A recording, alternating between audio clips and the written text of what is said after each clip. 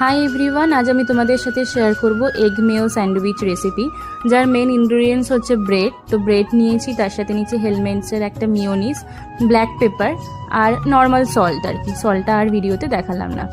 তো আর লাগছে মেন যেটা, সেটা হচ্ছে বয়েলড এগ। তো আমি আর বোন যেহেতু দুজনে খাবো, তাই দুটো এগ নিয়েছি, যেটা অলরেডি বয়েল হয়ে গেছে। দেন একটা বোলের মধ্যে বয়েল এগ দুটোকে নিয়ে ভালোভাবে কাঁটা চামচের সাহায্যে স্ম্যাশ করে নিতে হবে। স্ম্যাশ যত মিহি হবে খেতে তত বেশি টেস্টি হবে। দেন ভালোভাবে স্ম্যাশ হয়ে যাওয়ার পর এর মধ্যে মিওনিজ অ্যাড করে দিতে হবে পরিমাণ মতো। ঠিক আছে, তোমরা তোমাদের ইচ্ছা মতো যত খুশি মিওনিজ অ্যাড করতে পারো।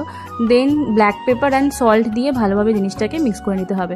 তোমরা চাইলে এখানে অনেক রকম ভেজিটেবলস লাইক ক্যারোট, ক্যাবেজ, নানা রকম ভেজিটেবলস, ক্যাপসিকাম, অনিয়ন অ্যাড করতেই পারো। বাট আমি ভীষণ সিম্পলভাবে মানে কি স্যান্ডউইচটা বানাতে চেয়েছি। মানে স্যান্ডউইচটা এগ মেয়ো স্যান্ডউইচ, বুঝতেই পারছো, তো এগ আর মিওনিজ দিয়েই বেসিক্যালি বানাচ্ছি।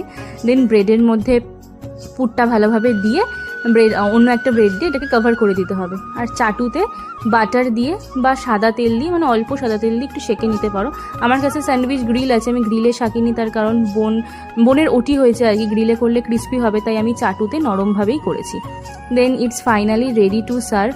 তোমরা বাড়িতে একবার অবশ্যই ট্রাই করতে পারো, ভীষণ সিম্পল রেসিপি। তো কেমন লাগলো তোমরা কিন্তু কমেন্ট করে জানিও। দেখা হচ্ছে আবার অন্য কোনো রেসিপির ভিডিওতে। So let's by.